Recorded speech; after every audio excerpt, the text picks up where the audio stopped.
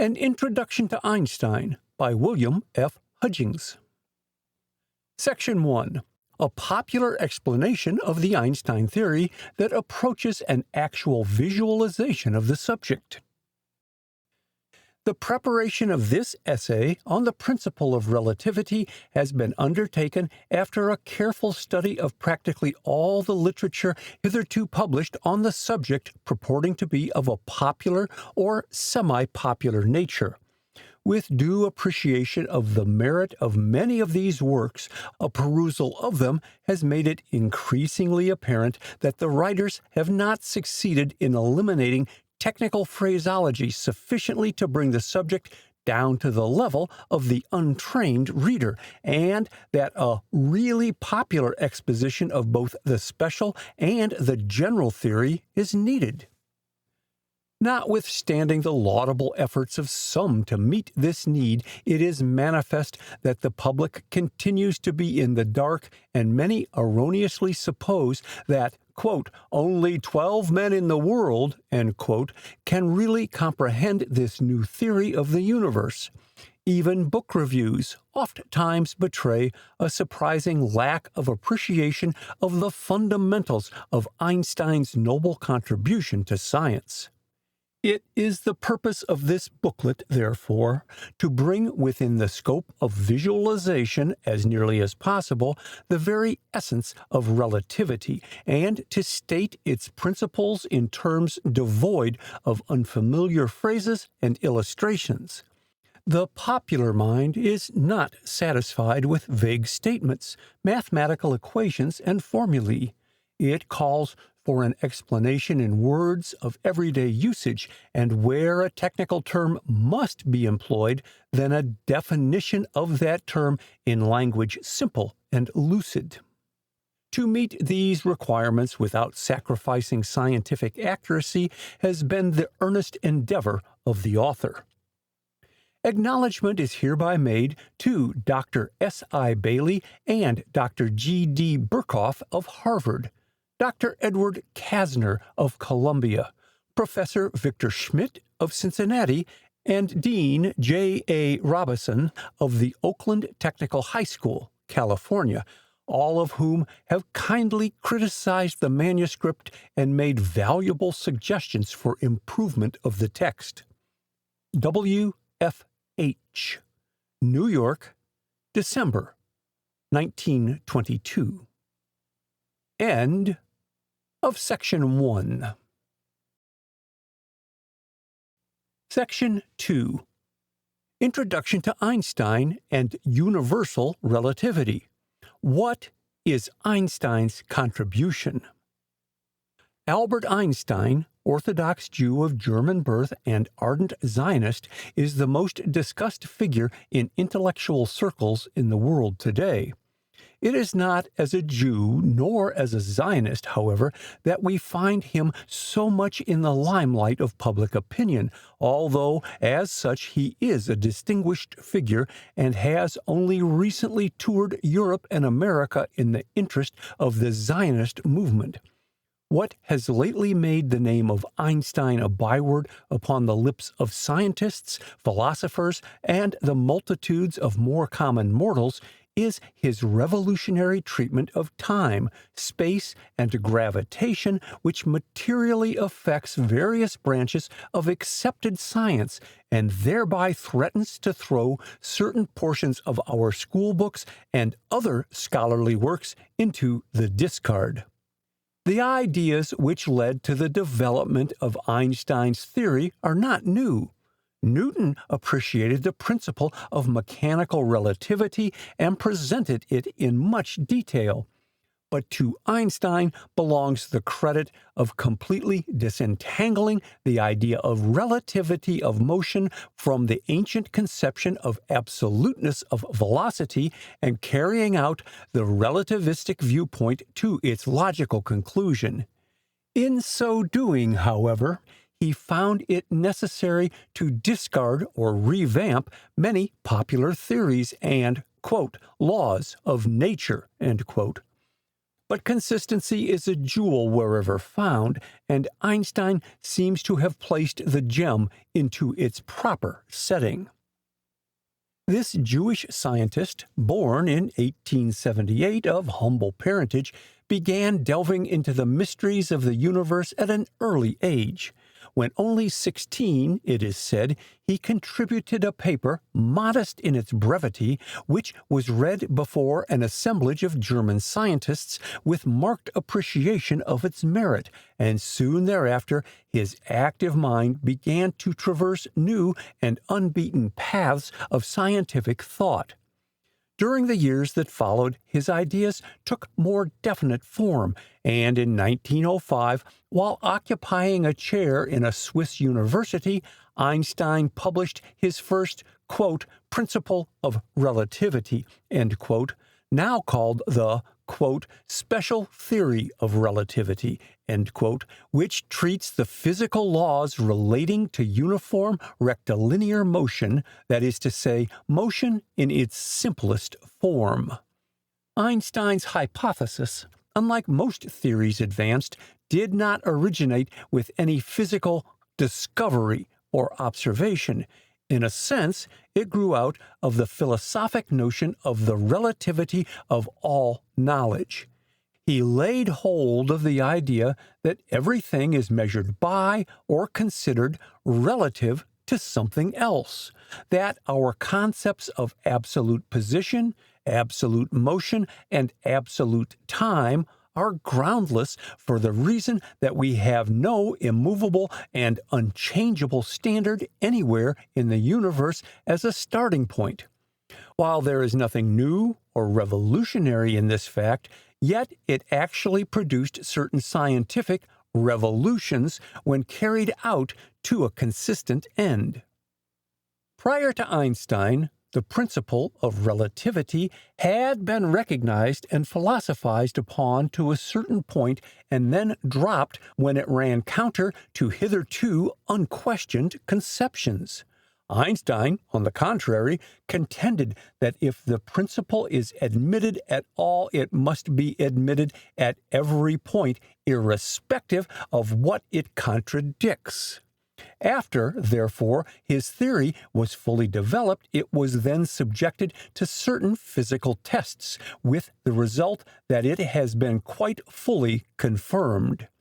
This mode of theoretical development is called a priori, as against the more usual a posteriori method, wherein the theory follows rather than precedes certain particular phenomena.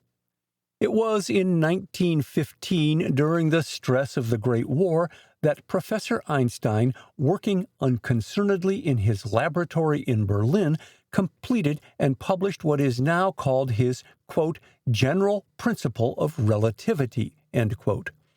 Due to hostilities, the details of his developed theory did not reach the outside world until after the armistice in 1918. But such meager accounts of it as did cross the German border were sufficient to awaken Eddington and other British scientists to the extent that they hastily equipped 2 research expeditions, dispatching one to the island of Principe off the coast of Africa and the other to Sobral, Brazil, to test Einstein's hypothesis about the deflection of light rays in a gravitational field by taking photographs of stars near the Sun during the solar eclipse of May 29, 1919, which was total in the regions mentioned. It was the announced results of these expeditions, confirming as they did this new theory of gravitation, that has made Albert Einstein famous.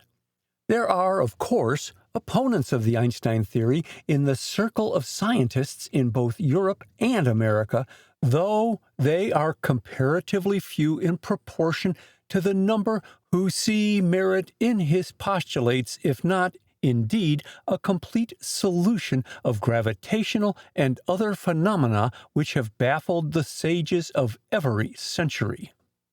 Sir Oliver Lodge is a leading opponent of the Einstein theory among a certain few British scientists, but his opposition is easily accounted for when it is remembered that Einstein, by ignoring the ether and denying other unproven hypotheses, has materially upset Sir Oliver's spiritistic playground. Einstein, to say the least, has stimulated the scientific thought of the world to an extent unprecedented by anyone since the days of Newton. If the principle of relativity is not universal, then any theory concerning it cannot long stand. It would predict results which actual experiment would disprove. It must be admitted, however, that experiments to date tend to confirm the theory of relativity as propounded by Einstein. End of Section 2. Section 3. Concepts versus reality. Relativity is a term appropriately applicable to that school of thought standing midway between mathematics, physics, and astronomy, which concerns itself with determining the relationship between observers and their objects. Two or more observers may view a certain phenomenon or set of phenomena and reach divergent conclusions as to distance, position, size, or other physical quantities commonly involved. It is not for anyone to arbitrarily conclude that one particular observation is correct and that all the others are consequently in error. It is the task of the relativist to consider the findings of the various observers, note the conditions attending each, eliminate the peculiarities of the varying viewpoints, and the qualities which have been unmindfully superimposed by each observer upon the external object. He must then set down a general rule or law which will embody the interrelations of the data before him and which will also hold good for all other observers regardless of distance, position, or motion of their frames of reference. A frame of reference is simply an arbitrary set of mutually perpendicular lines or planes from which measurements may be made for purposes of describing the location of points within a given area or region. If a two-dimensional area, that is to say, a plane surface, is being dealt with, then our frame of reference would consist merely of two lines drawn perpendicular to each other.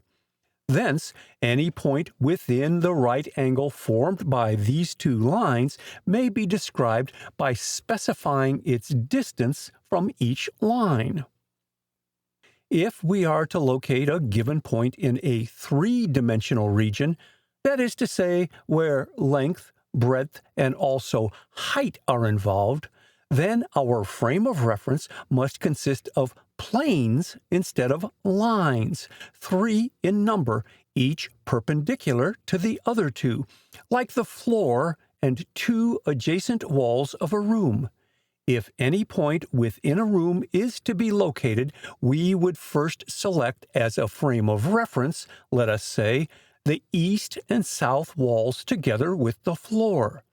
The location of the point may then be described with accuracy by simply specifying its distance from each of the two walls together with its height above the floor.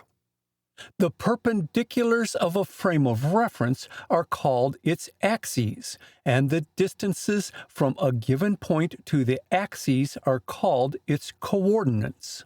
A little reflection will suffice to show that it is quite impossible to record the exact location of anything, either in space or in a plane, without making use of a reference frame and 2 or more coordinates.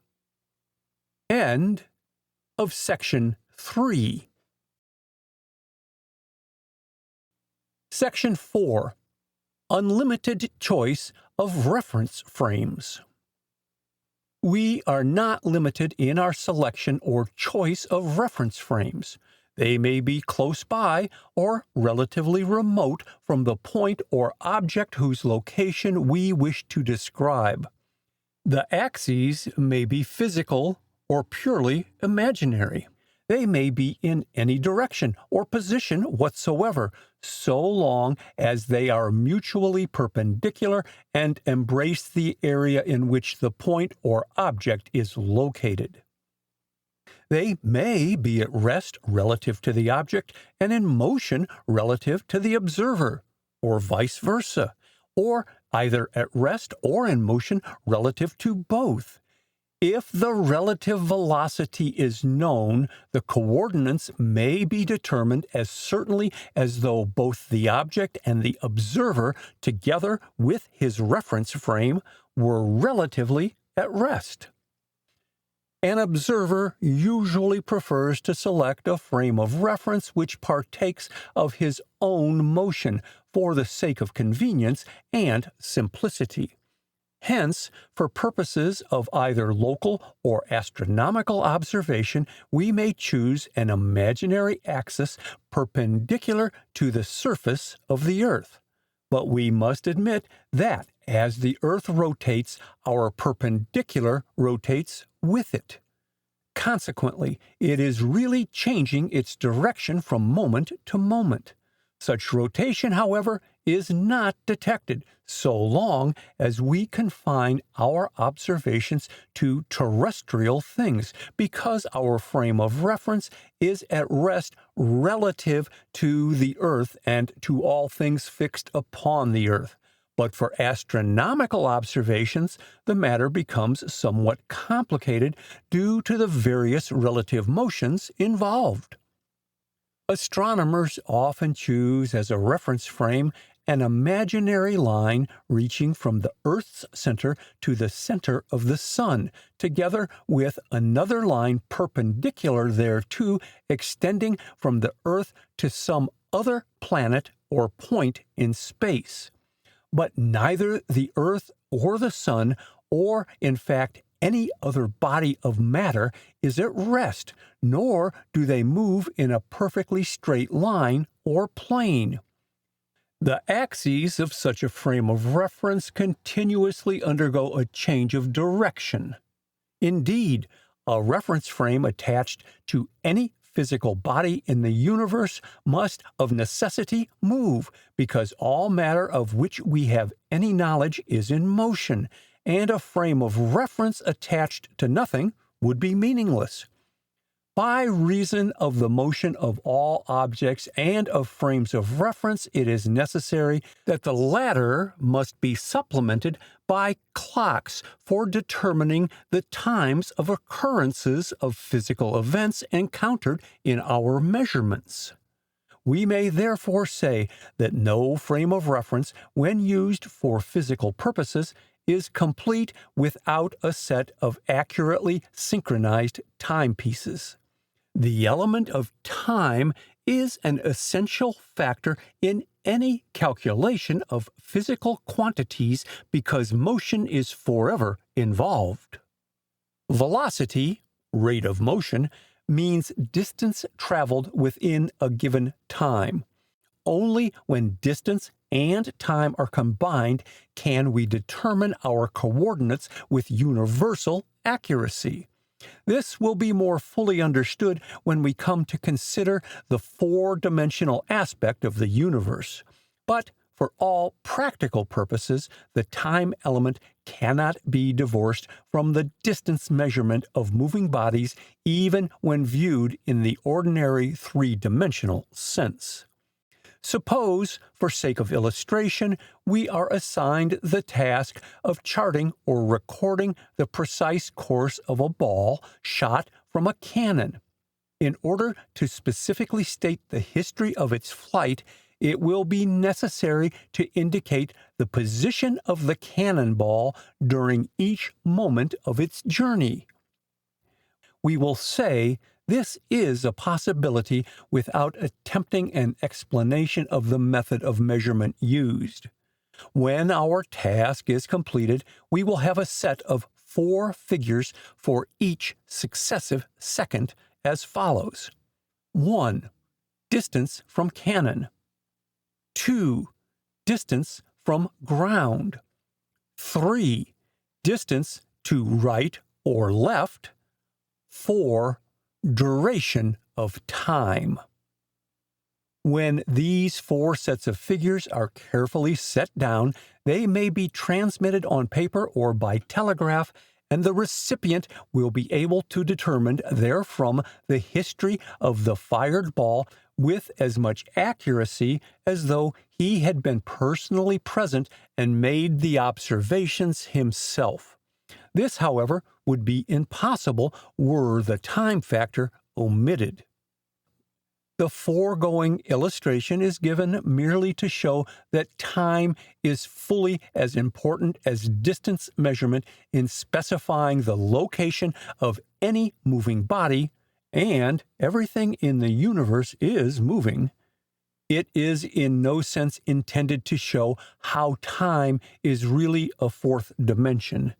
This fact will be brought out in subsequent pages, but thus far we have followed, rather, our ordinary concepts of time as an independent element, detached from any unit of space measurement whatsoever. Such a conception, however, comes from a lifelong training which is based upon a limited scope of vision. End of section 4. Section 5.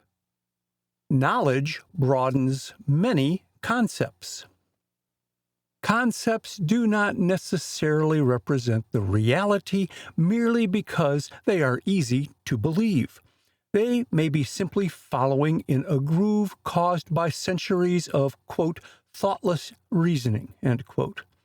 Prior to Galileo, human concept taught that up and down were absolute directions which never vary. It was easy to so believe, and nobody even thought to call such a concept into question. But eventually it became known that 2 plumb lines which point down to Earth do not hang parallel to each other. They each point to a common center like the spokes of a wheel. Now, if 2 plumb lines happen to be about 6,000 miles, 1/4 the circumference of the Earth, apart, they then hang practically perpendicular to each other.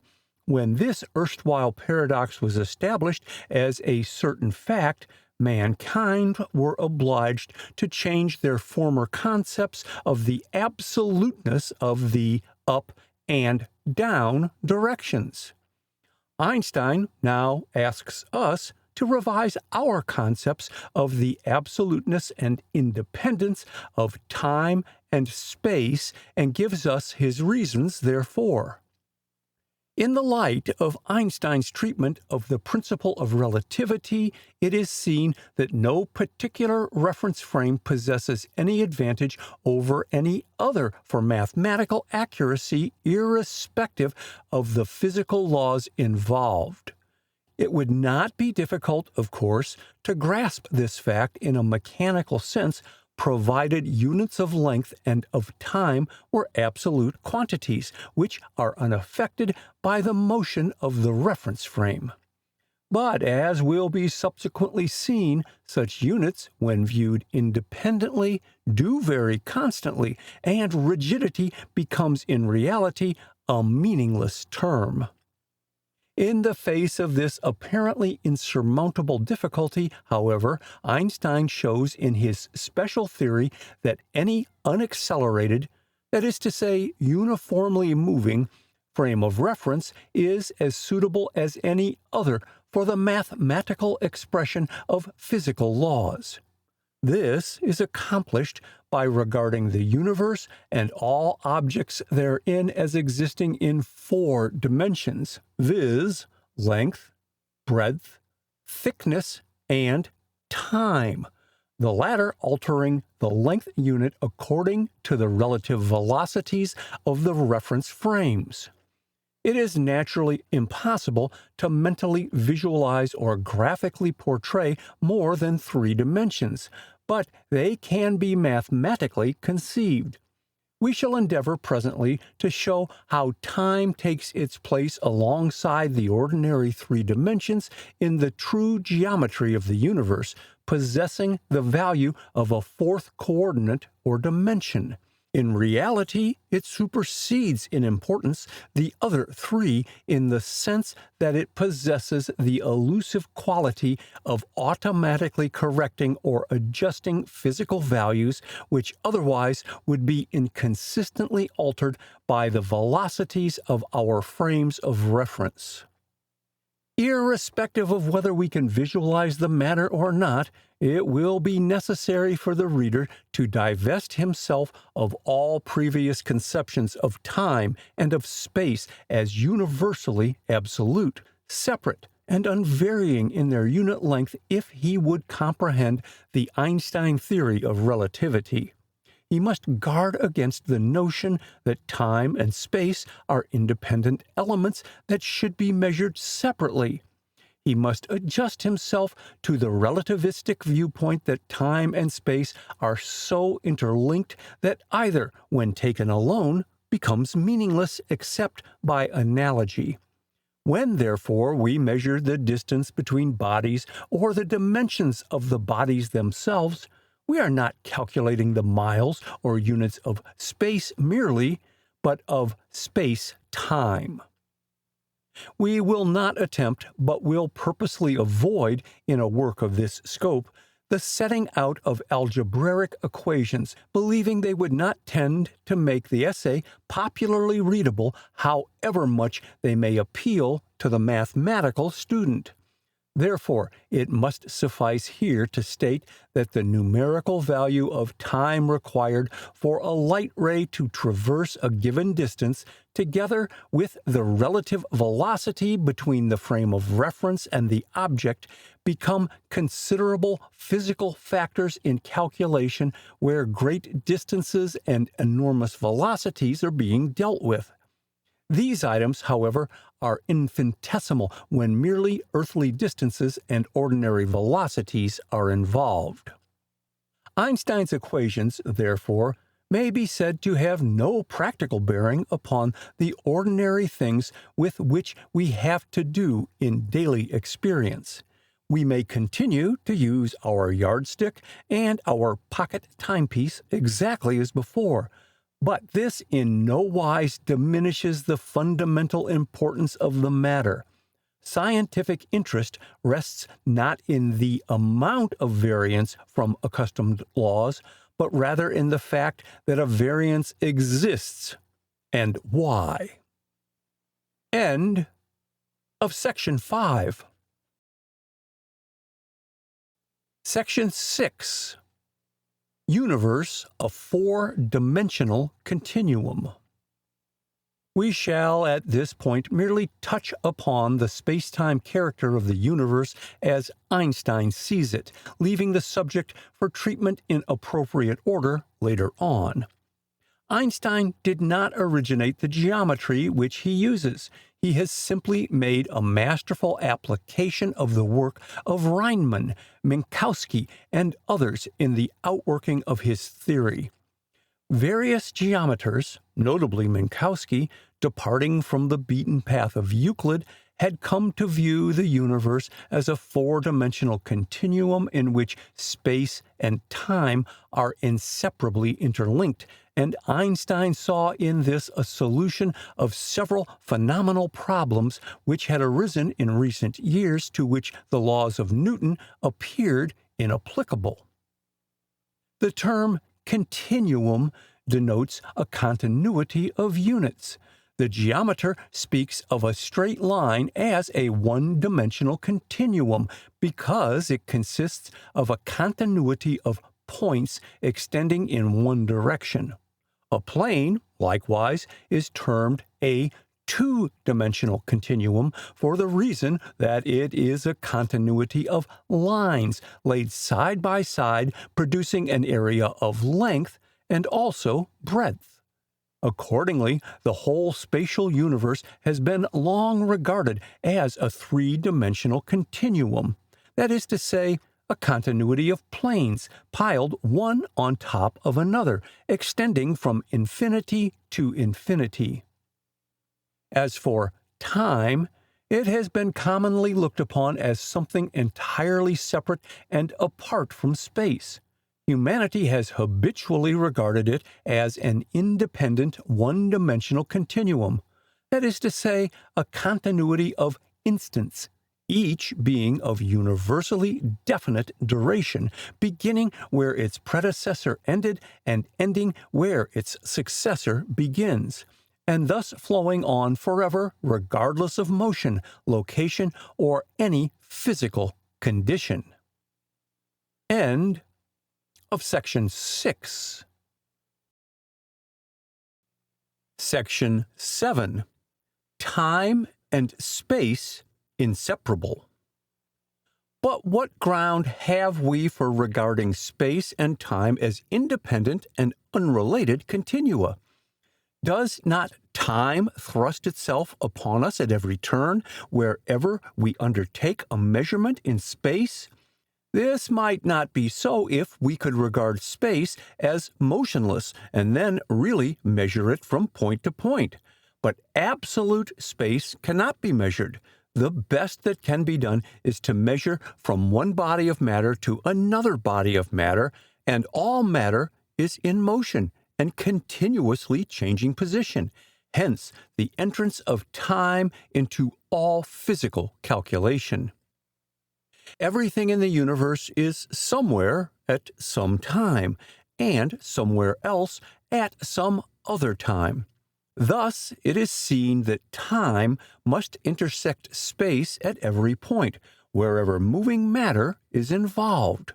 And if for any reason whatsoever the time units are shortened or lengthened, then the points at which they intersect are in reality distorted, irrespective of what our conception of such a state of affairs might be. Instead, therefore, of regarding the universe as a continuity of immovable points, it is in reality a continuity of events, in each one of which time is an essentially governing factor. Consequently, the term event in a four-dimensional continuum is analogous to the term point in a three-dimensional continuum. Something does not necessarily need to happen at each event in the continuum in order to constitute them events.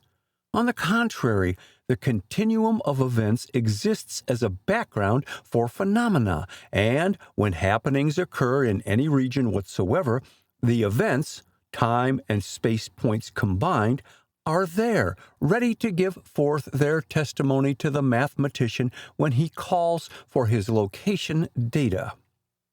The fact that we cannot diagram such a continuum in no sense detracts from its reality. A combined space and time is no less real than the conceptual independent space and time which it supplants. There are various other continua in the world about us which cannot be represented by lines and angles or physical models. There is, for instance, the continuum of color, reaching from ultraviolet to ultra-red with its infinite number of graduating hues in between. Then there is the continuum of sound, which cannot be visualized in any degree. The scale of musical notes is a perfect continuity, extending from the lowest to the highest audible sound and beyond. Yet we cannot see a continuum of this character any more than we can visualize the four-dimensional continuum of space-time.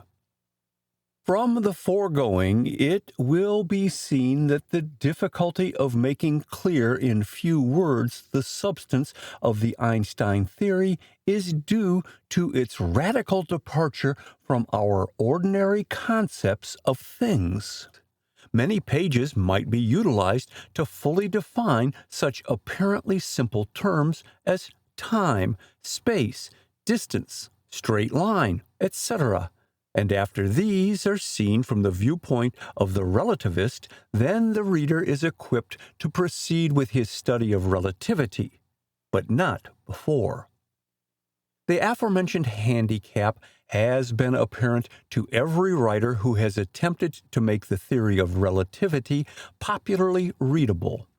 The following pages will discuss these terms in an applied fashion and will attempt to give the necessary foundation knowledge without which it would be impossible to appreciate the theory as expounded later in this essay and in other works on the same subject.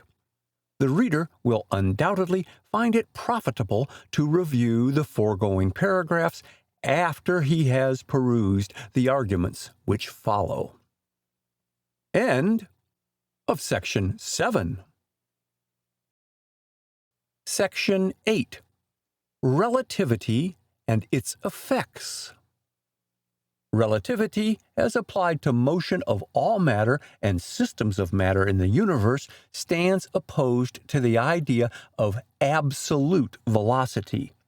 If nothing is stationary in the entire universe from which we may determine the actual rate of motion of bodies, then the best we can do to describe the velocity of anything is to say that it moves at such and such a speed relative to something else which is also moving at some unknown rate, except as it is related to some other moving body. We may say that the Earth is traveling at the rate of over 18 miles per second in its annual trip around the Sun, but this does not represent the actual velocity of our Earth. It describes merely our motion relative to the Sun, but who shall say how rapidly our Sun is moving through space and carrying us with it? Just as we carry the moon with us as we revolve around the sun. Footnote. When either space or time is mentioned independently of the other in this treatise, it may be understood that the terms are used in the ordinary conceptual sense for purposes of simplicity. End of footnote. We know the Sun is apparently approaching a distant star cluster, but we cannot determine whether our system is moving toward it or whether the cluster is moving toward us, or both. We may be, in fact, chasing it through the heavens as a dog chases a rabbit, and gaining on it a trifle each century, or it may be really chasing us. All we know about it is that the distance between the two systems is growing gradually less. Then again, who knows but that the entire stellar universe, including not only our solar system but all other systems as well, may be revolving about one common center located in the remote regions of space? And if so, in what general direction does it revolve? These reflections immediately convince us that all motion is purely relative, that no velocity can be looked upon as being absolute. Hence, our 18-mile-per-second velocity around the Sun is probably infinitesimal in comparison to our actual speed through space, if such could really be determined by some stationary standard. Einstein did not originate the doctrine of relativity. It has been a much discussed philosophic subject for centuries, and particularly of the 19th century. What he did, however, was to formulate a particular theory concerning it, which coordinates and satisfies the observed laws of nature and accounts for discrepancies which have long troubled mathematicians and scientists who have based their calculations on the theories of the past, notably Newton's laws. End of Section 8. Section 9. Mercury's perihelion. A striking example of such a discrepancy which Einstein has accounted for is the unusual yearly advancement of the perihelion of Mercury's orbit. Due to gravity, all planets revolve about the Sun in ellipses rather than in perfect circles, with the Sun a trifle to one side of the center of such ellipse. This brings the planet nearer to the Sun at one end of the ellipse than at the other. The near end of the orbit is called the perihelion, while the distant end is called the aphelion. Newton's law would indicate that if our spherical Sun had but one planet revolving around it, the orbit of that planet would never change its position unless disturbed by some outside cause, its perihelion and aphelion being fixed. But where there are more than one planet in a system, a slow annual advance of the perihelion would be produced. The amount of such advance is easily calculated. Hence, it has been an astonishment to astronomers to find that the perihelion of Mercury actually advances 42 minutes, that is 7/10 of a degree, per century, more than Newton's law allows for.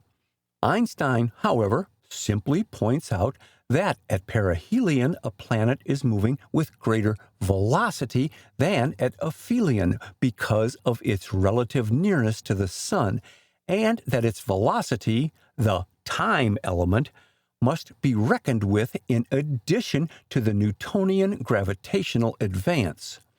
He computed that this should increase the advance of Mercury's perihelion by 43 minutes per century, which most fully accounts for the observed discrepancy.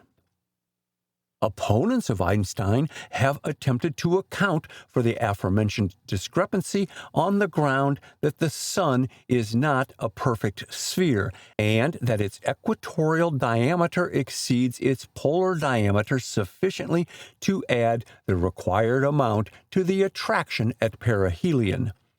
But this involves other difficulties, as, for instance, a change of 3 minutes per century in the inclination of the orbit, which manifestly does not exist.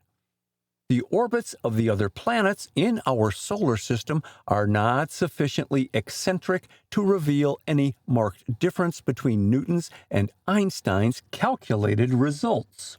But Einstein's success in connection with Mercury has placed his theory upon a very satisfactory foundation.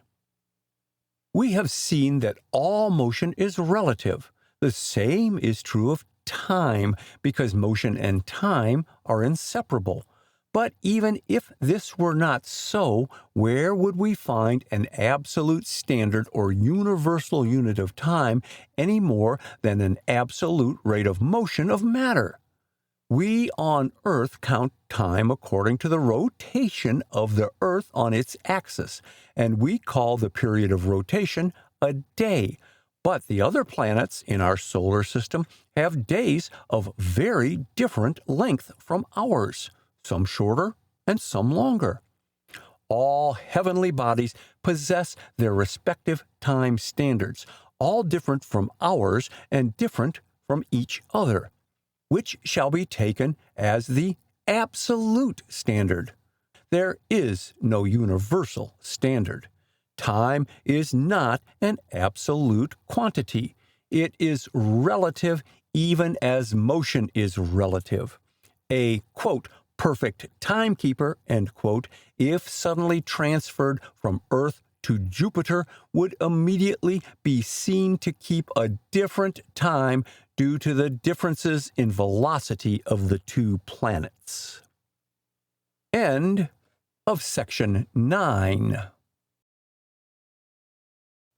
Section 10. The Universal Unit. We have already emphasized that conceptual time as an independent one-dimensional continuum is fictitious.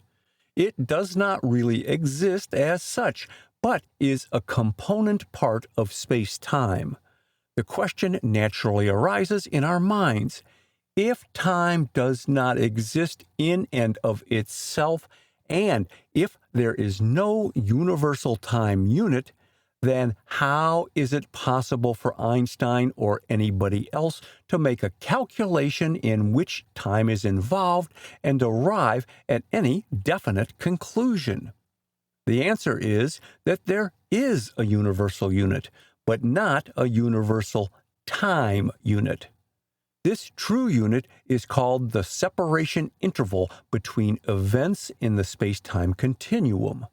It is a combination of distance and time. Such a combination unit may be partially illustrated by a crude analogy. Suppose we are calculating the distance between 2 points in a plane. We would first describe a triangle and let the hypotenuse of the triangle connect the 2 points in question. But somebody else might erect a different triangle from ours, which would describe the distance between the 2 points equally well.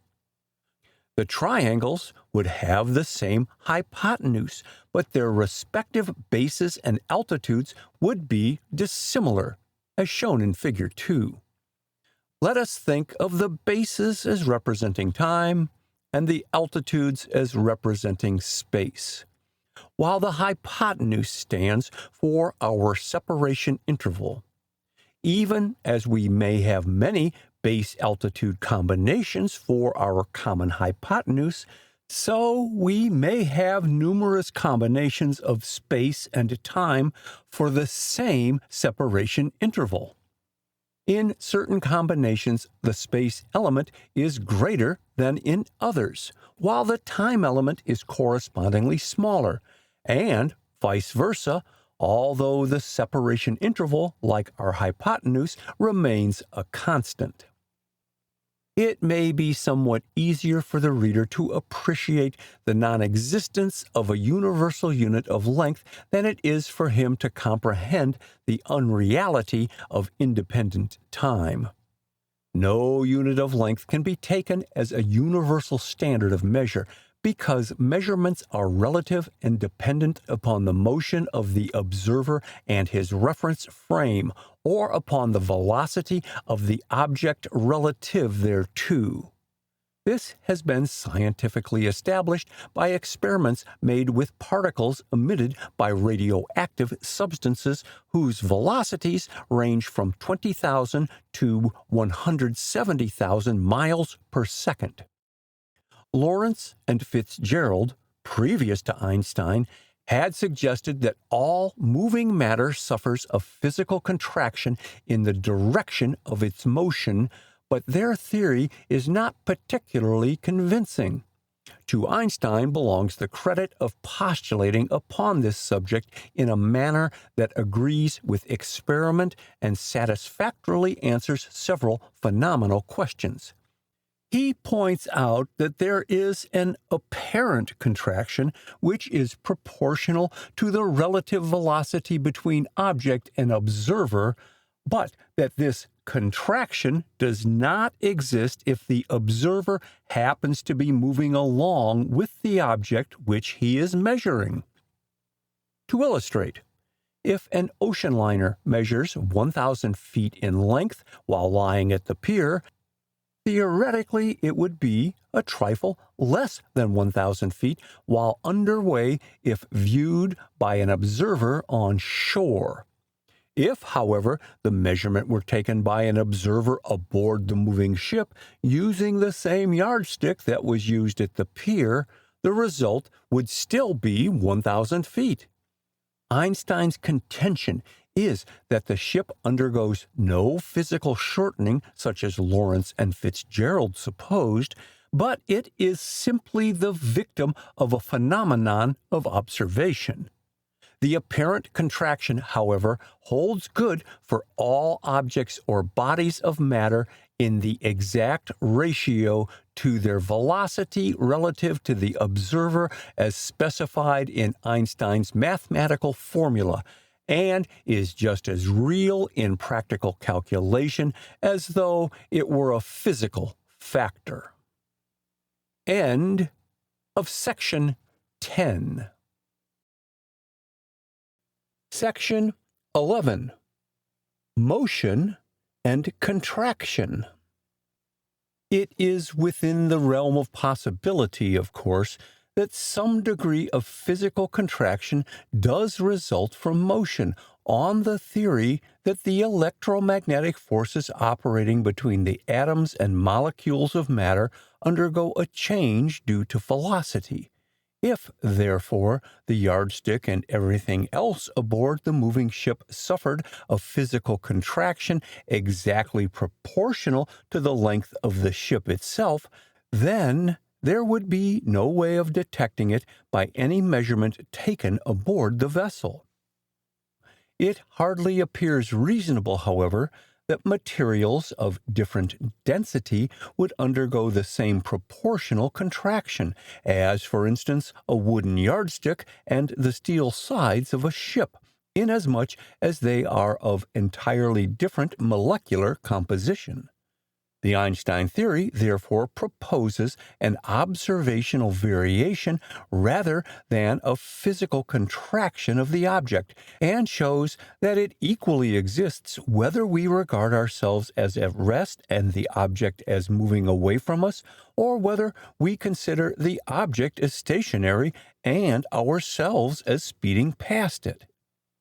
Let us suppose our observational instruments are lifted from their fixed position on shore and placed aboard a railway train and carried in the same direction and at the same velocity as the coastwise vessel.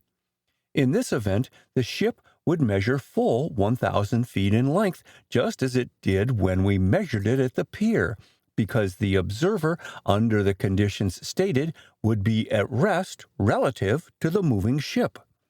But if our train carried us faster than the ship, then the ship would again begin to measure short, because our relative motion would be the same as though we were stationary and the ship were moving away from us in the opposite direction. The foregoing illustration is merely theoretical, however, because the variation is too small for observation in cases of small distances and low velocities.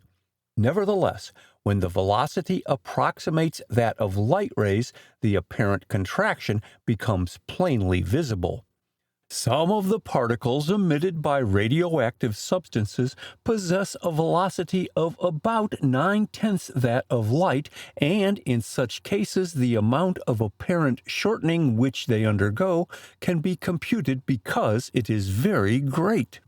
And should the velocity become equal to that of light rays, that is to say 186,300 miles a second, then, says Einstein, the observed length of the particle would be reduced to 0.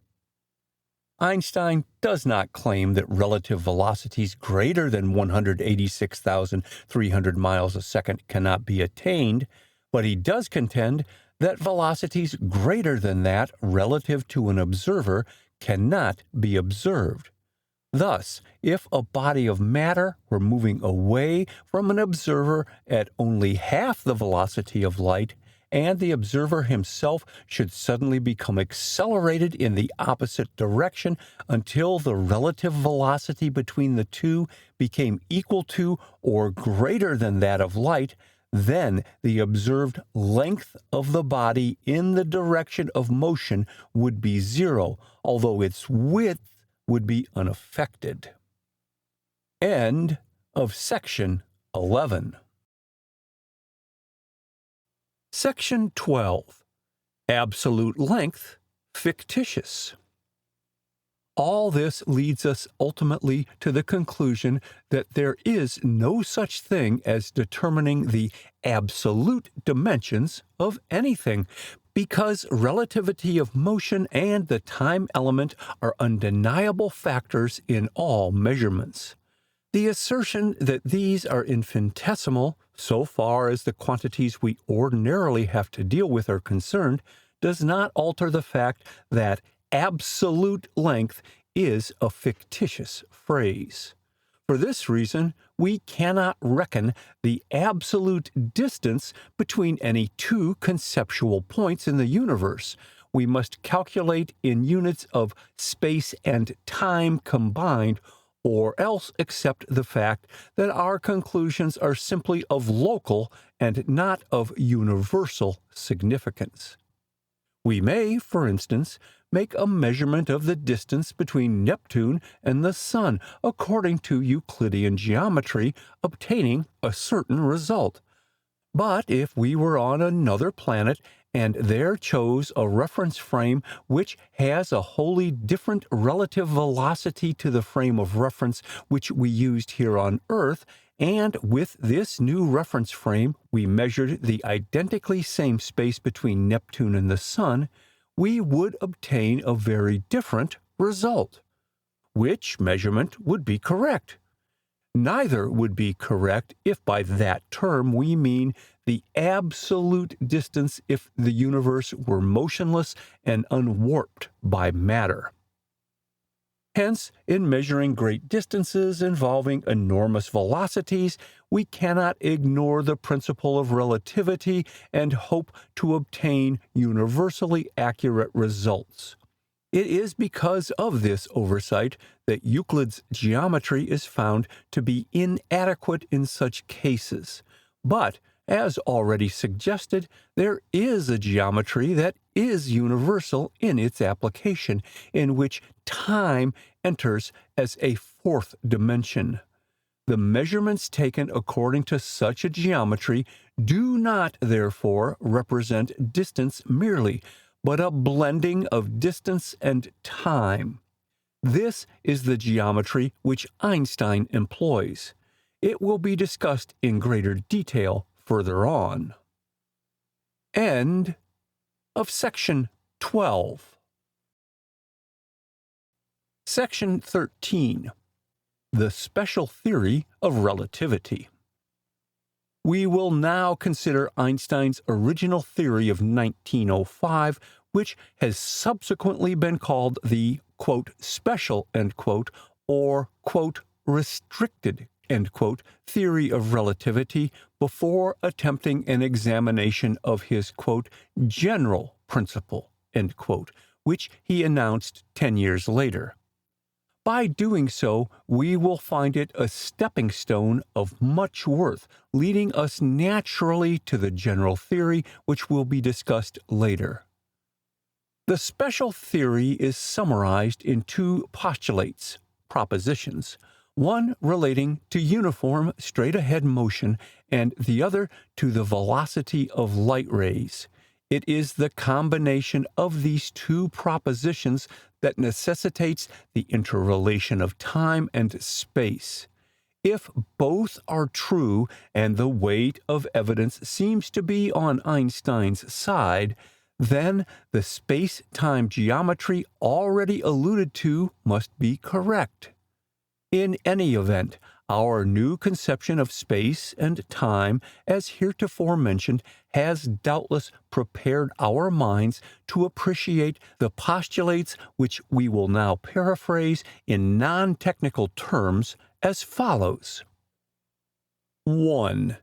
Every law of nature may be stated in a form which will hold good between all observers and objects, provided the observers and objects are each moving in a straight line and with uniform velocity, and under these conditions no observer could possibly detect his own motion by any local experiment whatsoever unless he makes reference to objects outside his own moving system.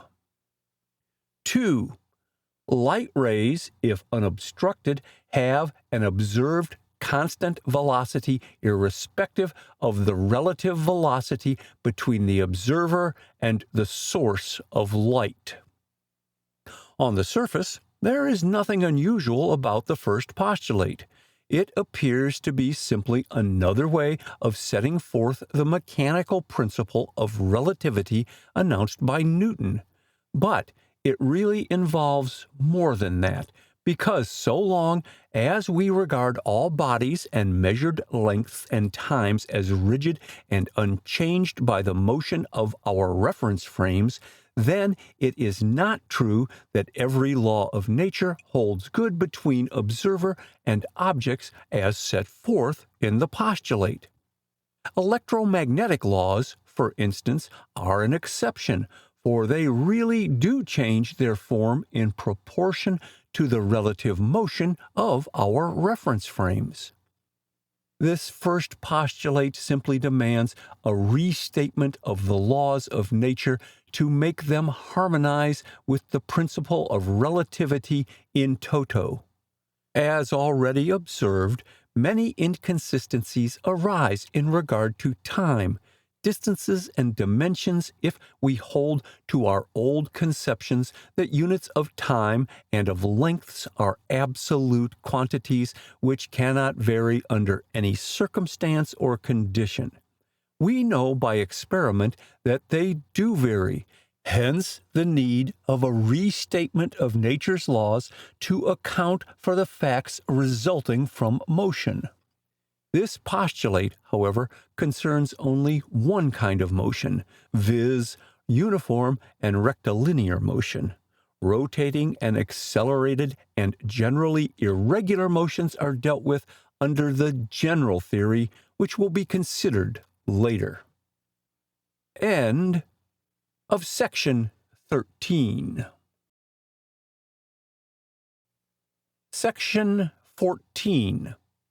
Laws of nature not unalterable. In this connection, it is well to bear in mind that a, quote, law of nature, end quote, as the term is commonly used, is not some God-given formula that cannot be altered. It is but a human description of the operation of nature based on observed facts. As our powers of observation and knowledge increase, it sometimes occurs that our laws of nature are found to be inadequate and need revision. That is precisely what Einstein calls for. In mathematics, we may stipulate that, quote, things equal to the same thing are equal to each other, end quote. But physically speaking, the phrase is wholly ambiguous. Things observed to be equal while in uniform relative motion lose their equality when their velocities vary. It will be noted that Einstein, in his first postulate, also specifies that when an observer is moving straight ahead at uniform velocity, he will be unable to detect his own motion and will believe himself to be at rest unless he performs an experiment on some outside object that is not moving along with him. The truth of this is apparent to anyone who has been aboard a smoothly running train while entering or leaving a station, and has been unable to determine whether it is his train or the train on the next track that is in motion, or both, until finally his train ceases to move uniformly and he experiences a jolt as it suddenly comes to a halt or is thrown against the back of his seat as it begins to speed up. Or perhaps while the train was moving uniformly, he performed an observational experiment on some outside object, such as a house or a telegraph pole, and thereby arrived at the conclusion that his train is moving rather than the one alongside it. Similarly, we on earth are prone to consider ourselves as at rest and the heavenly bodies as moving around us, and for untold centuries, mankind never stopped to question that conception.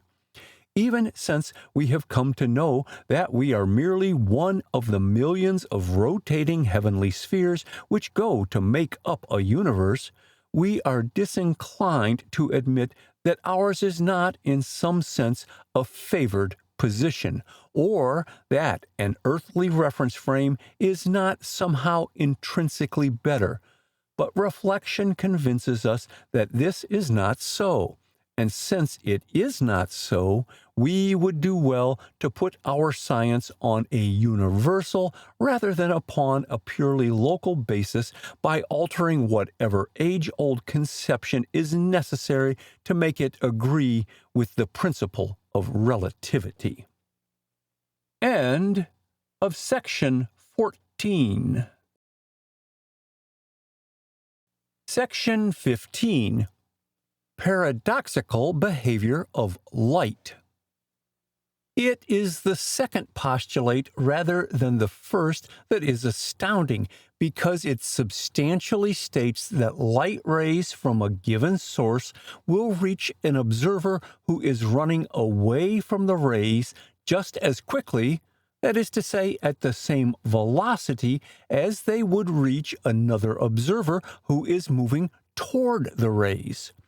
If an explosion should take place on the sun at this moment, it would, of course, take the light about 8 minutes to reach the Earth, traveling at a constant velocity of 186,300 miles a second. Einstein's declaration is that if two observers are on opposite sides of the rotating Earth, one revolving away from the sun and the other revolving toward it, the instruments of each observer will indicate that the rays from the flash are traveling past him at exactly 186,300 miles a second, regardless of whether he is traveling toward or away from the sun. Ordinary concept would assume that in the one case, the observer's own velocity toward the sun should shorten the time it takes the light to reach him, and thereby make it appear to him that the light is traveling faster than 186,300 miles a second. While in the other case, we would suppose that the observer's instruments would indicate that the light is traveling slower than 186,300 miles a second due to his own velocity away from the sun, which should lengthen the period of transit of the rays in overtaking him. But actual experiment appears to contradict this and to corroborate Einstein's postulate, paradoxical though it seems to our accustomed concepts. Only by viewing the universe as a four-dimensional, not as a three-dimensional, continuum can the matter be understood. It is not, of course, any more strange that when light waves once start on their journey, the velocity of those waves would thereafter be unaffected by the movement of the source from which they originated, than that the waves of water would not be increased or retarded by any forward or backward movement of the ship after the waves have been started on their course across the lake. Newton knew that the velocity of light past an observer is not increased by reason of the source of light moving toward the observer. But what he did not see was that neither is the velocity of light increased by reason of the observer moving toward the light. In other words, after admitting the principle of relativity in a mechanical sense, practically as stated in Einstein's first postulate, Newton then denied, or at least overlooked, that principle when it touched the subject of the propagation of light. Take, for instance, the case of light rays reaching us from certain distant stars. We cannot surely know whether the source of light is traveling toward us or whether we are moving toward the source of light. Newton would say that the velocity of light would be unaffected in the first instance, but increased in the second. Einstein says it makes no real difference which way it is, because the principle of relativity is universal. All motion is relative, and the universe is so constructed that the velocity of light always appears constant to all observers, irrespective of their motion or of the motion of the source of light relative to them.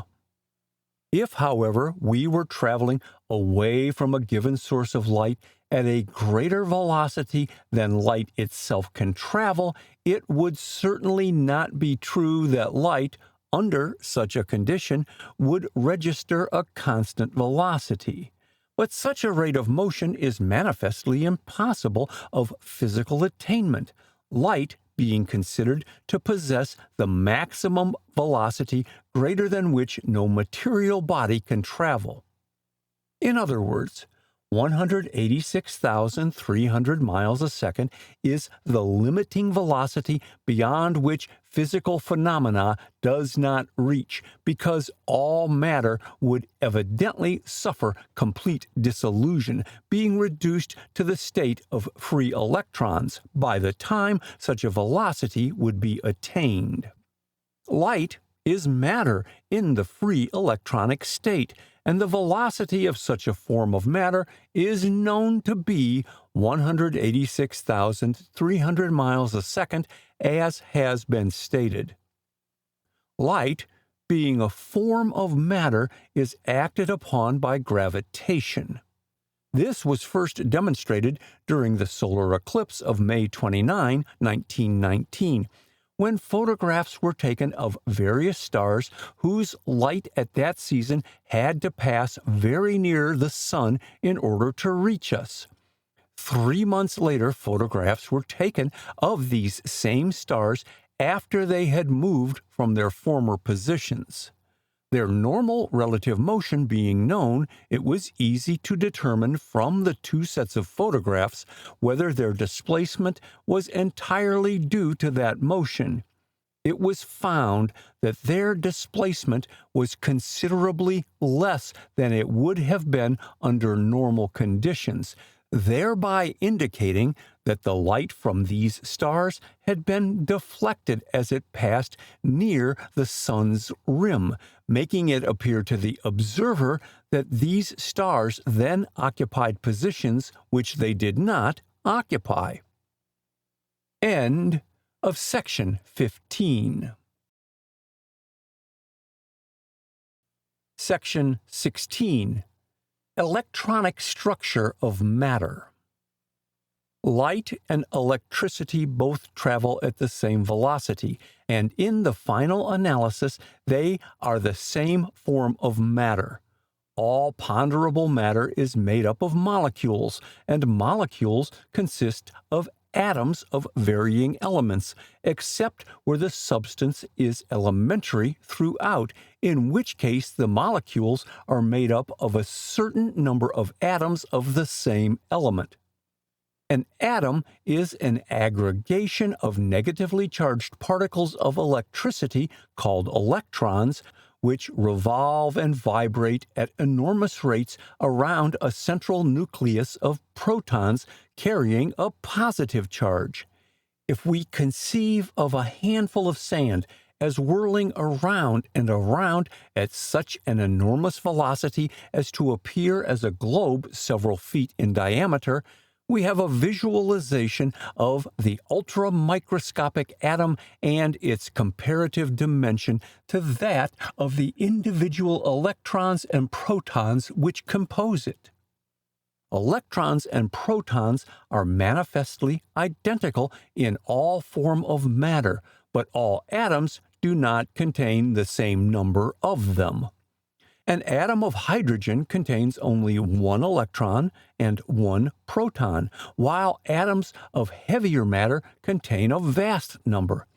It is the number of electrons and protons per atom, together with their respective vibratory rates, that constitute the difference between elements. Hence, every known form of matter, if reduced to the electronic state, would be found to consist of the same original stuff. Light, therefore, may be termed free electrons, that is to say, electrons which are not bound into atoms and consequently glide off in every direction at the highest possible velocity of which matter is capable. viz. 186,300 miles per second. Thus, it may be seen that all other forms of matter, since they consist of electrons in the atomic or bound state, could not possess a velocity equal to that of free electrons, but electrons do not become free simply by reason of matter undergoing a change of form. Water, for instance, may be changed into a solid, ice, or into gas, steam, but the electrons continue to revolve around their nucleus in true atomic order, and the atoms continue to hold together in the molecular state, the only change being in their rate of vibration, which affects the degree of elasticity between the molecules and between the atoms. Hence, whether water be in the solid, liquid, or gaseous state, the molecules thereof will be found intact, each consisting of 2 atoms of hydrogen and 1 atom of oxygen, H2O. When matter is being burned up, producing a flame or a glow of light, this phenomenon indicates that some of the electrons have been freed from their atomic condition and have started off on their journey in the form of light rays, while another portion of them remain bound as atoms but undergo a change of form, becoming either gas or ashes. End of section 16. Section 17. Michelson-Morley experiment. Returning now to Einstein's second postulate that the velocity of unobstructed light rays appears to be constant to all observers irrespective of the relative velocity between the observer and the source of light. The evidence on which this theory is based was first produced by Michelson and Morley in 1887, who at that time undertook an experiment to ascertain, if possible, the velocity of the Earth relative to the ether. The experiment revealed that light registers a constant velocity, whether it travels in the direction of the Earth's rotation or against the rotation or at right angles thereto. The experiment was repeated many times with different apparatus and under various conditions, but always with the same result. It is interesting to note the details of this experiment. Light is known to travel in waves because rays coming against each other from opposite directions can be made to interfere in precisely the same manner as waves in water. If waves in the ocean come together from different directions, one of 2 things will happen. They will either unite and produce a larger wave, or else they will strike in a manner to measurably kill off both waves. If the crests of the 2 waves coincide, they reinforce each other. But if they strike at right angles, the destruction of the wave motion results. This is called interference. Light rays conduct themselves in the same manner, thereby revealing their wave-like nature. This is not contradictory to the idea that light rays really consist of individual electrons freed from atomic attraction. Possibly each separate electron which goes to make up a ray of light vibrates in a wave-like manner, possessing a wave motion within itself. Waves of light are exceedingly minute, and we do not ordinarily witness any reinforcement or interference of light rays about us, because there is no occasion for them to pile up. However, in laboratory experiments, interference of light waves has been produced, and to whatever extent the interference kills off the wave motion, to that extent darkness ensues irrespective of the brightness of the light at its source. Michelson and Morley worked on the theory that if they sent rays of light from west to east, the direction of the Earth's rotation, and then reflected them back over their course, it should take longer to make the eastward trip than the westward, because in the first instance the Earth is carrying the objective point away from the light, while in the latter instance it would be rushing to meet the oncoming reflected rays. Under this condition, there should be a noticeable interference of the light waves due to the difference in distance and time involved in making the two halves of the round trip. But to the amazement of all, there was no interference whatever, notwithstanding the fact that the apparatus was 10 times larger than it needed to be to reveal such interference of the waves had it really occurred. The conclusion reached by Einstein as a result of this experiment is that since light rays consist of matter in its basic or electronic state, freed from atomic attraction, they therefore possess the limiting velocity of which matter is capable. Hence, they could not travel more rapidly than 186,300 miles a second, even if given a quick send-off. Nor would our traveling toward the light affect its apparent velocity to us, unless it were possible for us to be traveling forward more rapidly than light itself can travel. This would undoubtedly be impossible, inasmuch as any physical body would necessarily consist of electrons in the atomic or bound state and therefore could not possess the mobility that free electrons would enjoy. The universe, then, being a four-dimensional continuum, is so constructed that the velocity of light always appears constant to all observers within it. This is what Einstein means when he postulates that light in vacuo, that is to say, unobstructed, possesses a constant velocity irrespective of the relative velocity of observer and source of light. That is, it is constant so far as the observer is concerned.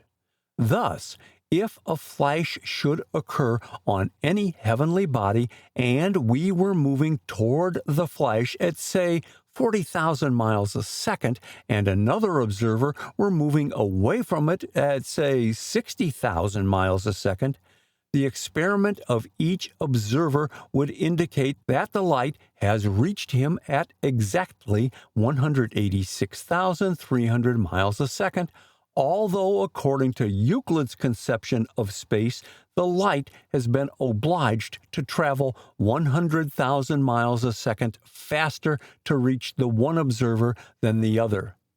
But Euclid's conception is faulty, as will be seen shortly. How, then, would it be possible for the light rays to possess the same apparent velocity per second for the two observers? It would not be possible if time and distance are absolute quantities having the same meaning for all observers. But if seconds and miles mean one thing to observer A and a totally different thing to observer B, then the apparent contradiction of facts becomes harmonious. This is the essence of the doctrine of relativity. Observer A himself does not use the terms seconds and miles consistently, that is to say, as unvarying quantities, nor does anyone. They mean one thing today and something else tomorrow, depending upon what we are measuring and the relative velocity between the observer and the object.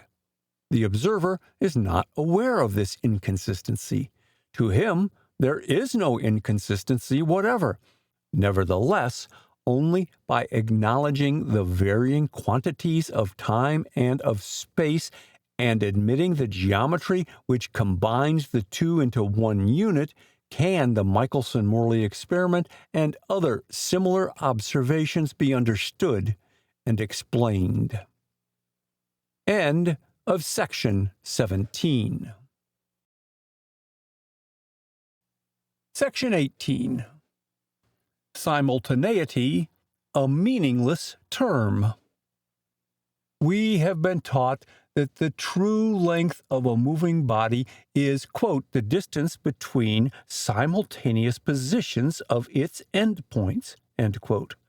A very good definition, but impossible of application for the reason that we cannot determine the simultaneous positions of any 2 points in the universe.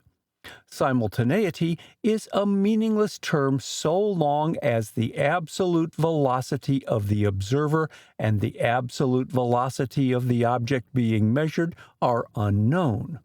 We may know the relative velocity between them, but that is not sufficient. The two may be relatively at rest, but for all we know, the entire universe may be speeding through space at thousands of miles a second in either one direction or another. We may see two events occur at the same instant, but that does not prove that they actually occurred simultaneously. Before we could compute the exact time of the occurrence of either of the events, we must know the direction in which and the velocity at which the universe as a whole is moving, together with any and all velocities of the observer at the moment. This knowledge we do not possess. Until the absolute velocity of bodies can be determined, the question of simultaneity must remain unsolved. End of section 18. Section 19.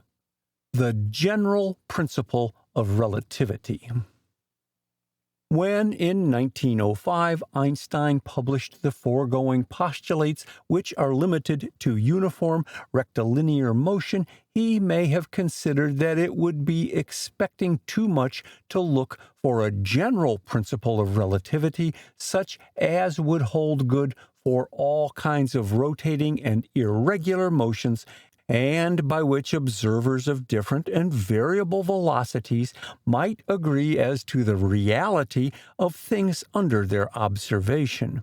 Concluding, however, that the universe must surely be constructed in a consistent manner, he finally set out to find some rule or principle by means of which an observer in one region would be seen to possess no advantage over an observer in any other region of the great expanse in arriving at accurate conclusions. Of course, Einstein hardly expects to go to the Pleiades or to Betelgeuse and from there take measurements and make calculations. He is doubtless content to make all his observations from this earth. But how may he be sure that observations made from a reference frame located in this particular region of the universe will be true to the reality, since it is manifest that observers located elsewhere and using different reference frames must necessarily reach conclusions different from ours if they employed our accustomed laws? Maybe they would be much nearer the reality than we. What right have we to assume a monopoly on truth? None whatever until we can formulate nature's laws in a manner that will hold good for every part of the universe alike. Until we are able to do this, our science must be like the vain efforts of the unskilled fisherman who harpoons for fish. Ignorant of the trick that water plays on the line of sight, he strikes directly at the spot where he sees the fish and always misses his prey. The skilled harpooner, on the contrary, understands the law of refraction of light rays in water and knows how to allow for this refraction. Hence, he strikes a little this side of where the fish appears to be and is rewarded with success. He is guided by a proven law and thereby ascertains the true location of the fish, whereas the other man follows blind observation, which is quite frequently deceptive. Einstein's, quote, general principle of relativity, end quote, is not, in fact, a mere generalization of the special theory in the sense that it simply enlarges upon the two postulates which we have already considered. On the contrary, it handles the subject of relativity from quite a new standpoint, and therefore might be said to belong to an entirely different school of thought. It does not lend itself to visualization as readily as does the special theory, and is consequently more difficult of explanation and comprehension. However, what we have already learned concerning relativity will materially aid us in understanding what follows, for the two theories are, after all, dealing with the same general subject matter. We shall therefore endeavor to link the two phases of the subject in a logical and consistent manner. We know, as a matter of fact, that, quote, uniform, straight-ahead motion, end quote, which Einstein in his original theory assumed to exist, is an ideality that does not appear in nature, because all motion with which we are familiar is to some extent irregular, nor does any material object move in a perfectly straight line. But realizing the necessity for a standard from which to proceed, Einstein properly enough assumed a standard of absolute perfection and absolute simplicity of motion, even though it does not actually exist anywhere around us. In exactly the same manner, Euclidean geometry assumes and deals with theoretical points, lines, and planes which have no material existence in fact.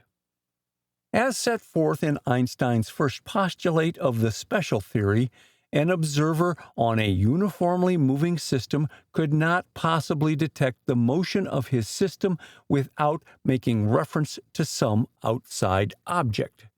In the case of bodies or systems moving irregularly, that is to say, with acceleration, however, an observer thereon would detect forces acting upon himself and upon all other objects on his system, due, of course, to the acceleration. Recalling the illustration of the moving train, so long as it is moving with perfect uniformity, an observer thereon would not know he is in motion at all until he made a comparison with some outside object. But if the train suddenly slows down, he is thrown forward in his seat. If it speeds up, he is thrown backward. This force is called inertia. Now, if we had never experienced it before and were put aboard a noiseless and uniformly moving car from which we could not see out, we would be unable to interpret these strange forces that we would feel as the motion of the car became accelerated. We would probably attempt to explain them as some sort of magnetic attraction, exactly as we are accustomed to explain the force of gravity. End of section 19. Section 20. Gravitation and inertia.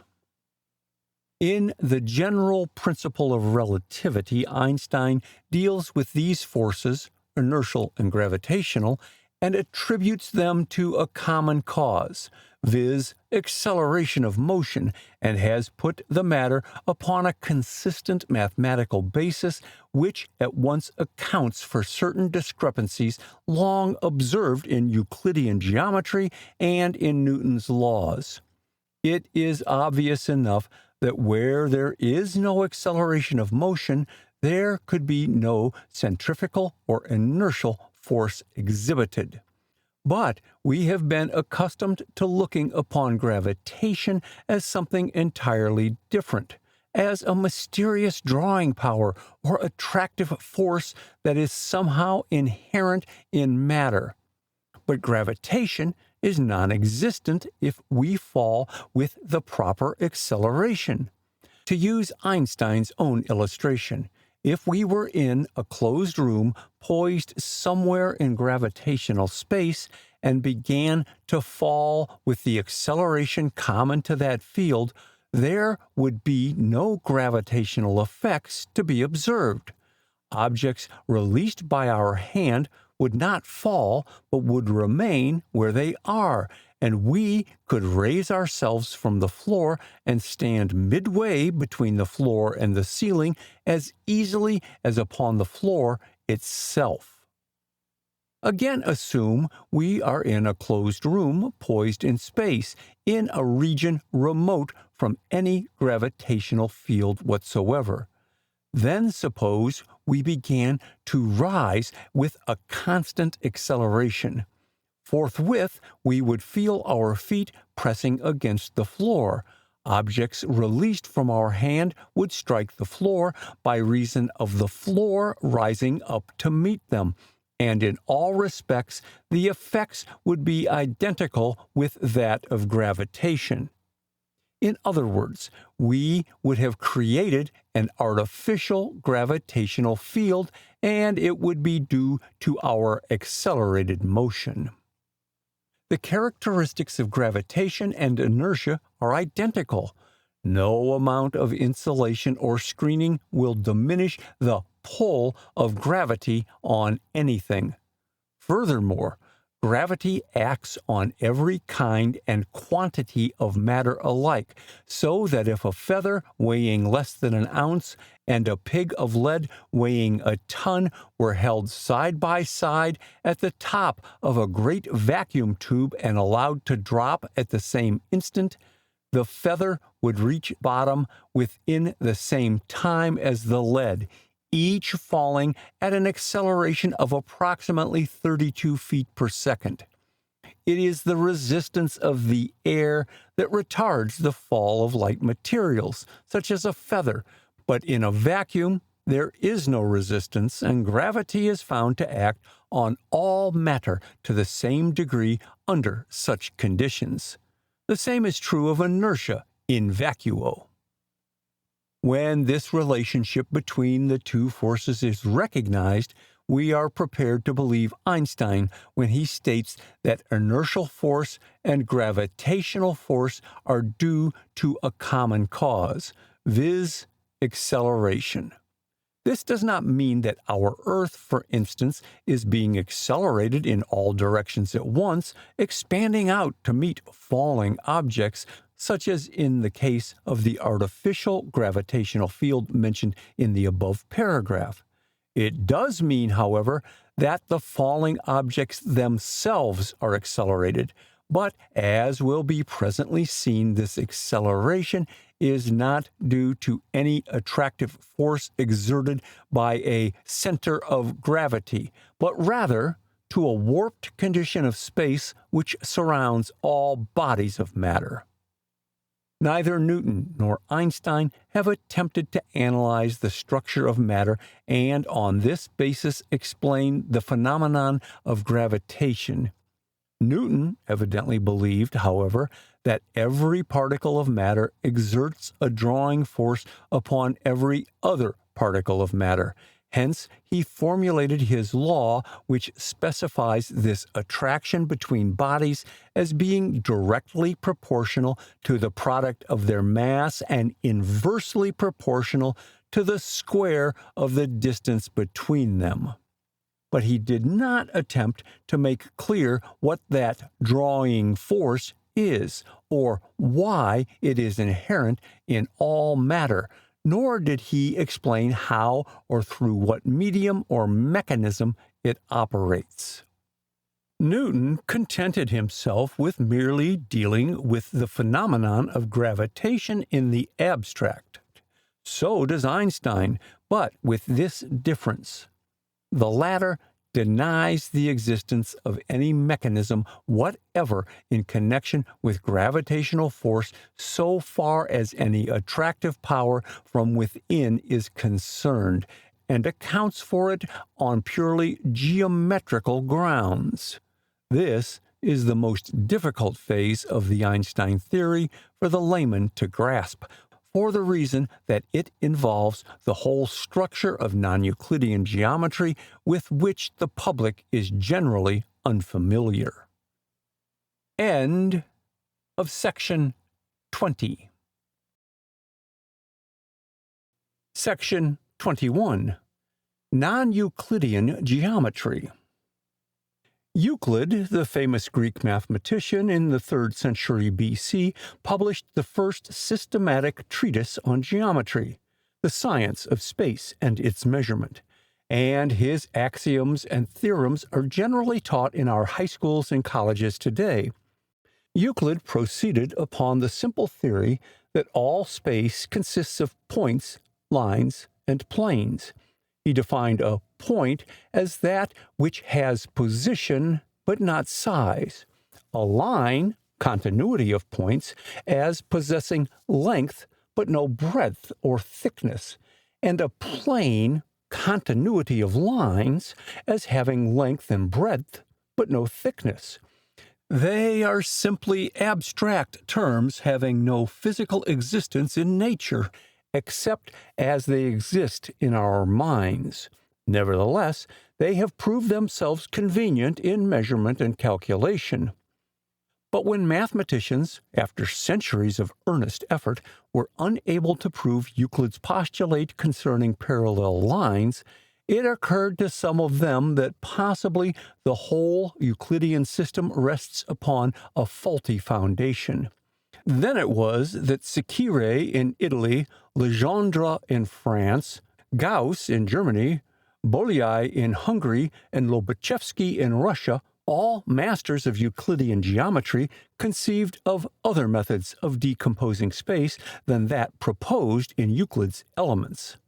Thus it was that early in the 19th century, almost simultaneously in many countries, did many non-Euclidean geometric works come to be published. These were of the same general character or form, commonly called hyperbolic geometry.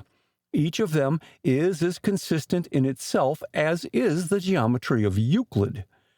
But to Riemann belongs the credit of formulating a geometry which, in the light of Einstein, is seen to approach much nearer to the reality of nature than does the Euclidean or any other system. Riemann produced his general work along this line in 1854, which was far ahead of his time. He actually prophesied the connection of geometry with matter, and had he possessed a little more vision, he would doubtless have worked out the details as well as the principles underlying gravitation in much the same manner as Einstein has done. Riemann's efforts in the field of non-Euclidean geometry has materially aided Einstein in the development of the present theory. Minkowski's work was utilized by Einstein to much profit in the outworking of the special theory, particularly his clarification of time as a fourth dimension. End of section 21. Section 22. Time as a fourth dimension.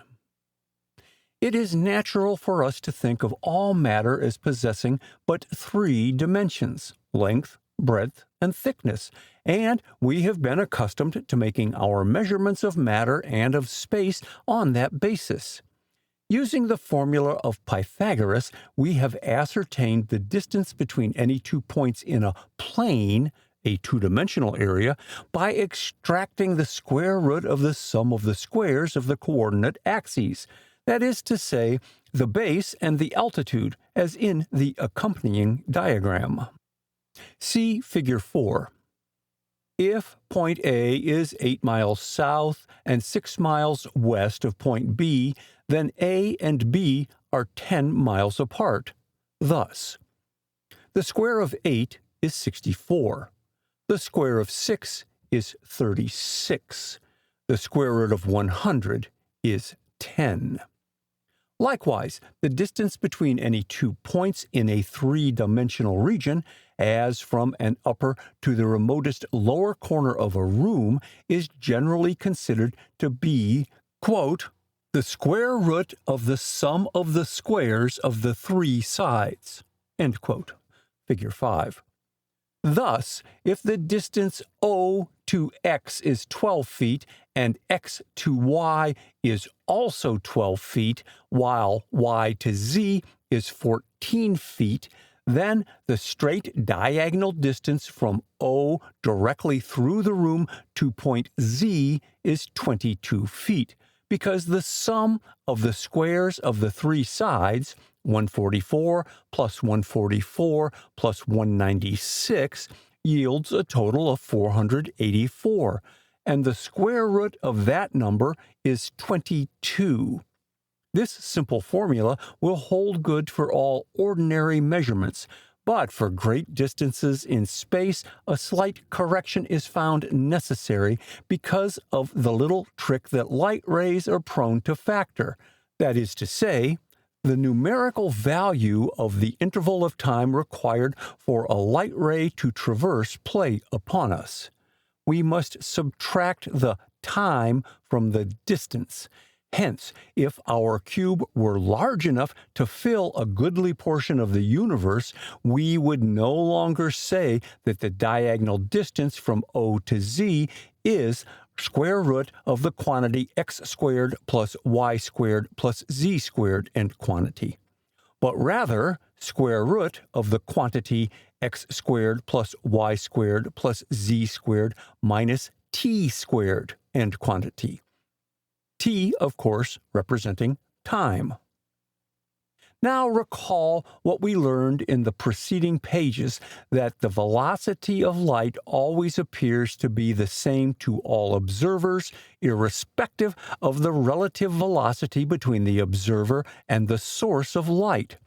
It is manifest, therefore, that in making measurements the time factor t really represents one quantity for one observer and a totally different quantity for another observer, notwithstanding the fact that it appears to be a constant to all observers. Inasmuch as the velocity of light does appear to be constant to all observers, its actual stretching or contracting of units is not manifest. Therefore, the corrected equation, as given above, the subtraction of the time element, holds good for all observers irrespective of their motion. The point of interest to the non-Euclidean geometer in connection with any measurement, be it remembered, is not the abstract distance between points, because distance is not a constant and is not determinable unless we know the absolute velocity of the observer and of the points being measured, which knowledge we do not possess. What we should look for, then, is the distance and time combined, or the separation interval, as it is aptly called.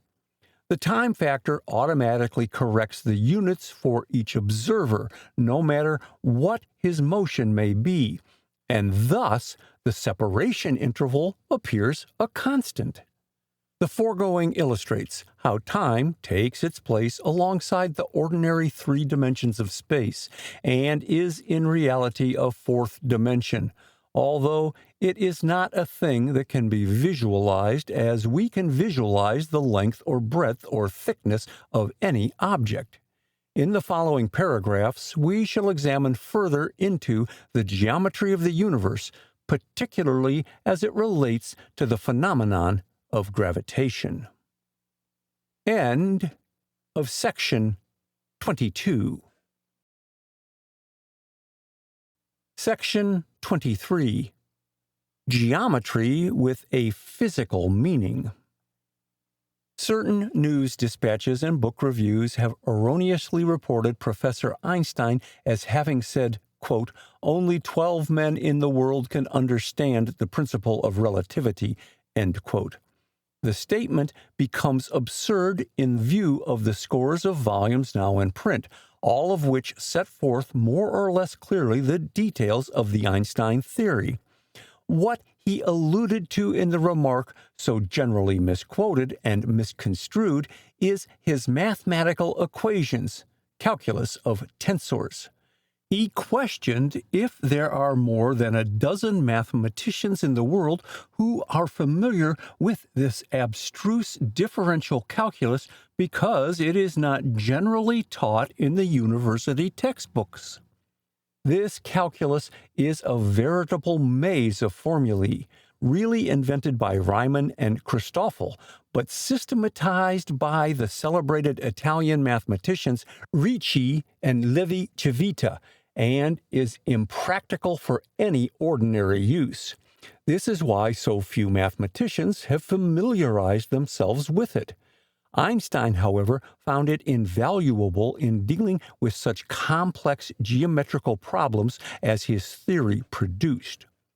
Briefly, the non-Euclidean geometer deals with surfaces rather than planes, and his fundamental postulates are sufficiently broad to apply to all regular surfaces, whether they be planes, spheres, cylinders, conicoids, or even spheroids or ellipsoids. He considers a straight line as being the shortest distance between 2 points on a surface. Hence, if the surface is curved, the straight line connecting any 2 points thereon will also be curved. This shortest distance between points is called a geodesic. If the surface happens to be a plane, then the geodesics connecting points thereon are really straight lines in the Euclidean sense, but this would not be true for any other kind of surface. Thus it is seen that Euclidean geometry is simply a limiting case of this more general geometry. Geometers of the elliptic or spherical school, including Einstein, declare that in nature there is no such thing as a purely Euclidean straight line such as may be prolonged in opposite directions to infinity. On the contrary, they hold that any straight line, if prolonged sufficiently, would return upon itself because the universe is so constructed. In other words, what we ordinarily call a straight line is but an arc of a near infinite circle which possesses the least possible curvature. Magazine writers, in an endeavor to make clear this portion of the theory of relativity, have strikingly declared that, quote, according to Einstein, a man might look through a telescope in any direction whatsoever and behold the back of his neck, end quote. This jest, though omitting essential facts, is not without geometrical foundation. If we possessed a near-infinite telescope and should live for a near-infinite period of time to enable the rays of light to traverse this near-infinite circle, then, if there were no obstructions along our line of sight, we might be rewarded with a round-trip view of the rear portion of our body, though the simpler method would be to use 2 ordinary mirrors. All this, however, has an important bearing upon Einstein's interpretation of gravitation. Not only does he contend for Lobachevsky's, quote, curvature of space, end quote, but he also holds that surrounding every body of matter there is a special space curvature, 4-dimensional, the degree of which depends upon the body's observed mass. This special curvature or warp of space constitutes the gravitational field surrounding all large bodies of matter and causes the acceleration of falling particles in that field. This distortion of space increases in proportion to the mass of the body causing it and decreases with the distance from that body until ultimately it becomes nil or practically so in a region remote from all matter. Perhaps the nearest approach to a visualization of this space curvature, which constitutes a gravitational field, is to consider the lines of force in a magnetic field. The reader is doubtless familiar with the age-old experiment of placing file dust on a thin sheet of cardboard or plate of glass and then holding a horseshoe magnet underneath with the two poles touching the sheet or plate. Immediately, the filings arrange themselves into curved lines between the poles as shown in Figure 6. This experiment indicates that between the poles of a magnet are constant lines of force, invisible to sight but manifesting themselves when attractable particles are in or near their path. The Earth, likewise, is a great magnet, having one magnetic pole in Upper Canada above Hudson Bay, about 70 degrees north latitude, and another pole in the Antarctic Ocean south of Australia. Between these two magnetic poles continually flow these invisible curved lines of force, just as with our horseshoe magnet in Figure 6. These lines of force are the cause of compasses pointing in a northerly and southerly direction. Other planets undoubtedly possess magnetic poles similar to those of Earth. End of section 23. Section 24. The background of gravitation. Now, let us conceive of invisible geometric lines pervading the entire spatial universe, somewhat analogous to these lines of force in a local magnetic field. To each point in these lines, let us ascribe an electric and gravitational potential, remembering, of course, that we are dealing with four-dimensional space. And we have before us, in a nearly visualized sense, the background of the new theory of gravitation. Einstein was the first to present the subject of gravitation from this viewpoint. For centuries up to this time, geometry and physics were considered as belonging to entirely different schools of thought. But under the master hand of Einstein, the two sciences have been welded together into one. As Freundlich puts it, quote, "Quantities which hitherto had only a purely geometrical import for the first time became animated with physical meaning." End quote. Thus, empty space is no longer empty, even though the existence of the ether be denied. When the study of free electrons has sufficiently advanced, it may be seen that these elementary particles of electricity or energy particles, freed from atomic or mass attraction, play an important role in gravitational phenomena. Figure 7 represents, in a crude fashion, the special curvature of space in the region of a large body of matter, for instance, our Earth, with the points, events, situated at finite instead of infinite nearness to each other for sake of illustration. It will be readily seen that the distortion of the geometric lines would necessarily alter the relative positions of the point potentials. Any falling body moves in a geodesic, that is to say, from one point to the next nearest point in space-time. Footnote. The reader must bear in mind that four-dimensional, not the ordinary three-dimensional, space is here discussed. The author has endeavored, however, to treat the matter in such a manner as to approach a visualization of this otherwise quite complex subject. End of footnote.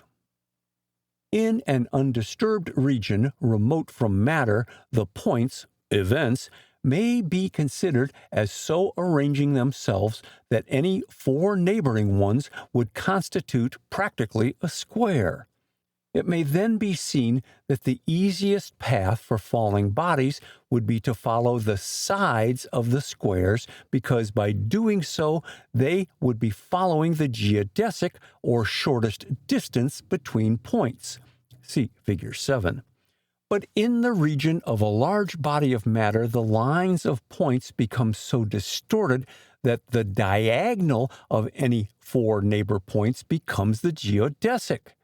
Then the path of the falling particle will accordingly deviate. It will always follow the geodesic, or easiest path. This causes the falling particle to take a direction which points toward the center of the gravitational field, but the center of gravity is exerting no drawing or attractive force as Newton supposed. Gravity is thus seen to be not an external drawing power operating between bodies of matter, but an inherent order of nature in space. The acceleration as well as the direction of the falling particle is accounted for by this theory. As the separation interval between points becomes shorter due to the constantly accentuated distortion as the large body is approached, the falling particle would be correspondingly accelerated. The distortion being constantly increased, the acceleration would likewise be constant.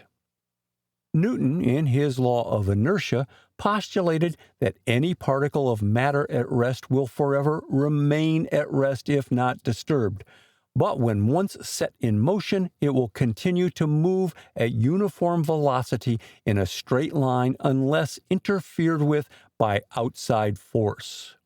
Einstein, on the contrary, holds that any particle of matter, if left to itself, will move, let us say fall, if you please, in the easiest direction, that is to say, in a geodesic, at constant velocity unless it encounters a gravitational field, a distorted region, in which event it will become accelerated and will also, if necessary, change its direction in obedience to the principle of least action. In other words, it is natural for matter to possess energy, therefore natural for it to be in motion, and unnatural for it to be at rest. And the contention has this much in its favor. Every particle of matter in the universe, from the infinitesimal electron to the more gigantic sun and supersystem of outer space, is moving, so far as our most modern observations extend. Nothing has yet been discovered to be at rest. End of section 24. End of Introduction to Einstein by William F. Hudgings.